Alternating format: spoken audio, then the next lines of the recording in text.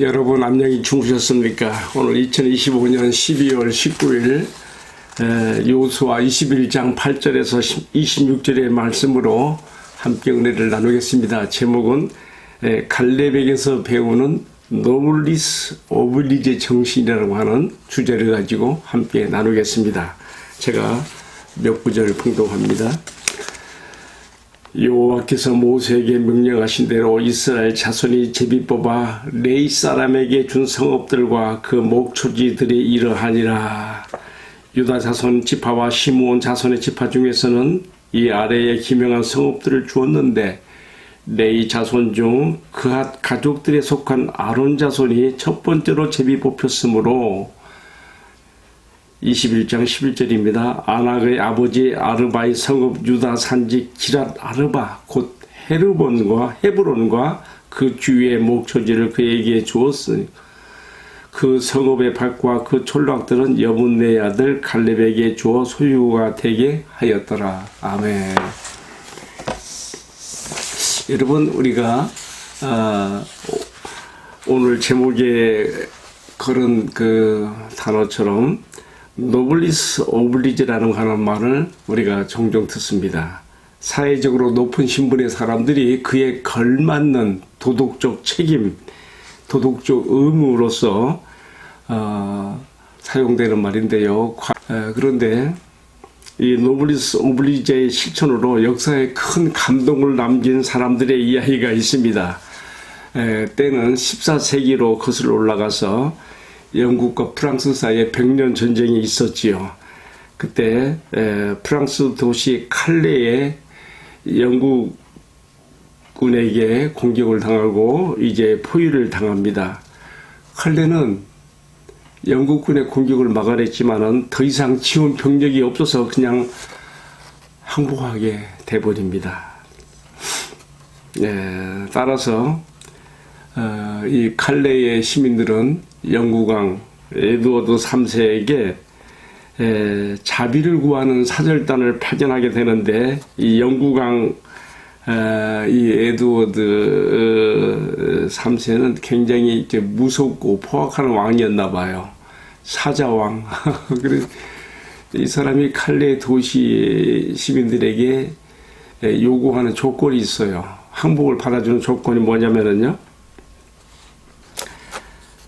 너희 중에서 6명을 뽑아서 목을 달아 죽여야 된다. 교수형에 처해야 된다는 것이죠. 이때 이 갈렙 시민들은 큰 혼란에 빠집니다. 누가 자신의 목을 내놓을 것인지 처형을 당할 것인지 논의하기 시작합니다. 모두가 주저하며 머뭇거리고 있을 때에 칼레시에서 큰 부자였던 웨스스타스 피에르라고 하는 그 부자가 나서서 먼저 자신의 처형을 자청합니다. 그러자 이어서 시장과 또 상인, 법률가 등등 귀족들 6명이 나오게 되는 것이죠. 다음 날 이들이 영국군에 의해서 사형을 집행받기 위해서 교수대에 섰는데 그때 임신한 영국의 왕비의 이 에드워드 3세에게 간청하는 거예요. 그래서 에드워드 3세는 지금 임신해서 출산해갖고 자기 아내의 말을 때밀기도 하고요. 또 칼레 그 시민들 가운데 6명이 이렇게 자신들의 목을 내놓기로 자청했다는 이 이야기에 감동을 받았는가 봐요. 그래서 모두 다 살려주는 그런 결과가 됩니다. 이 이야기는 역사에 기록이 되었고 많은 사람들에게 감동을 줬는데 다시 말하면 노블리스 오블리제 이 어원의 뜻처럼 높은 신분에 있는 사람은 또 그만큼 높은 도덕적 그러한 책임감이 요구된다고 하는 그것이 여기서 하나의 실증으로 나타난 것이죠. 자, 제가 오늘 여호수아 21장 8절 26절에 나오는 말씀을 전하기 전에 먼저 노블리스 오블리제에 대한 이야기를 하는 것은 이스라엘의 그 가나안 정복 전쟁에서 뿐만 아니라 정복전쟁 후에 땅을 분배받는 과정에서, 그리고 더욱 특별히 마지막으로는 아무 기업이 없는 레위 지파들에게 땅을 떼어주는 그 과정에서 이 갈렙의 노리스 어블리제가 너무 참 훌륭하게 드러나는 거예요. 오늘 말씀을 보게 되면 이제 이스라엘이 가나안 정복 전쟁을 마친 다음에, 사실 뭐 산지 곳곳 계곡 곳곳 다 정복한 건 아니고, 이 가나안 7족이 운거하였던 산채들을 중심으로 원천적인 정복이 이루어지고 난 다음에 이제 12지파가 땅을 분배받아서 기업 제비 뽑아서 각자 이제는 각계 전투로 점령에 들어가야 되는 것이죠. 그때 다 주저 웃을 때 어떻게 했습니까? 유다 지파에서, 그것도 유다 지파에 속한 갈렙이 가장 먼저 아낙 자손들, 거인들이에요. 거인들이 살고 있는 기랏 아르바, 곧 헤르본을 공략하는 데서 이 솔선수범을 보이는 것이죠. 그때 이 갈렙이 어떻게 했습니까? 기랏 아르바를 공략하여 정복하는 자에게는 내 딸 악사를 사이로 주겠다, 사이로 삼겠다는 것이죠. 그때 이제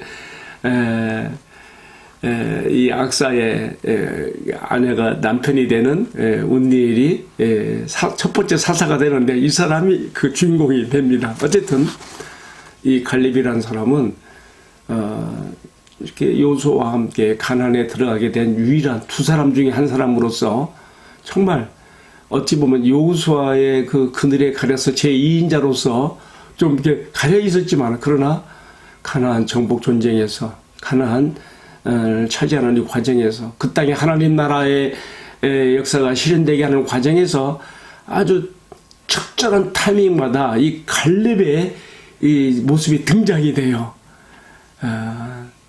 기랏 아르바, 헤르본을 정복하는 데서 나타났고요. 또 오늘의 본문의 말씀 보게 되면 이제 12지파가 다 땅을 기업으로 분배받은 다음에 레위 지파는 기업이 없잖아요. 여호와 하나님께서 그들의 기업이 되심이라. 그러니까 이제 12지파가 각자 자기들의 기업에서 떼줘야 되는 거예요, 얼마씩. 그런데 그 첫 번째 그 솔선수범을 누가 하는가? 갈렙이 하는 거예요. 오늘 읽은 말씀 여호수아 21장 11, 12절에 보게 되면 갈렙이 어렵게 정치한, 공략에서 정복한 아낙 자손들의 그 성읍, 곧 기랏 아르바, 헤르본에서 자기가 소유한, 자기가 정복한 그곳의 일부를 도피성으로 내놓음과 동시에 또 그 주변의 목초지들을 특별히 그앗 자손, 레위 지파 그앗 자손인 아론의 계열 사람들에게 땅을 내놓는 것이죠. 그래서 이렇게 먼저 자기 것에서 일부를 떼어놓는 이 갈렙의 그 헌신이 하나의 시발이 되어 시작점이 되어서 다른 12지파에서도 모두가 다 자기들의 소유에서 일부를 떼어내어 레위 지파들에게 골고루 다 분배받게 하는 것이 오늘 말씀의 요지가 됩니다. 여러분, 저는 오늘 이 말씀을 묵상하면서 여호수아가 참 자신과 함께 가나안에 들어오게 된 유일한 또 한 사람 여호수아에 대해서 이렇게 그의 헌신을 높이 평가하고 이렇게 기록으로 남긴 것을 보면서 오늘 이 말씀이 여기에 왜 기록되어 있는가? 뭐 주제로 걸은 말씀처럼 하나님께서 우리 사회에서나 특별히 우리 교회 안에서 지도적 위치에 있는 사람들이 이러한 노블리스 어블리즈 솔선수범하는 먼저 공공의 책임을, 도덕적 책임을 자신의 신분에 걸맞게 이행하게 될 때에 뒤에 따라오는 사람들도 함께 동참하게 되고 하나님의 뜻이 실현될 수 있다고 하는 것을 큰 교훈으로 우리에게 주고 있다는 것을 함께 말씀을 나눴습니다. 여러분, 오늘 본문의 말씀 겉으로 보고 읽으면 그냥 레위 지파들에게도 이렇게 땅을 분배됐다고 하는 그냥 고루한 이야기로 끝날 수가 있는데, 왜 이 레위 지파에게 기업을 나눠주는 이 분배 과정에서 왜 하필이면 유다 지파 갈렙의 이야기가 갈렙의 소유지에서 먼저 자신의 것을 떼어주는 이런 예가 나왔는가를 한번 생각해 보면서 오늘 주님께서도 너도 이와 같이 살라고 하는 큰 교훈으로 마음에 받게 되는 것입니다. 함께 기도합시다. 사랑하시는 주님, 가나안 정복 전쟁에서 빛났던 갈렙의 믿음과 용맹이 이번에는 공평한 분배와 또 경제 정의 실천을 위해서 자신이 힘들어 쟁취한 기랏 아르바 헤르본의 일부를 내어놓는 것을 보면서 나도 이렇게 살아야 된다고 하는 주님의 말씀을 받습니다.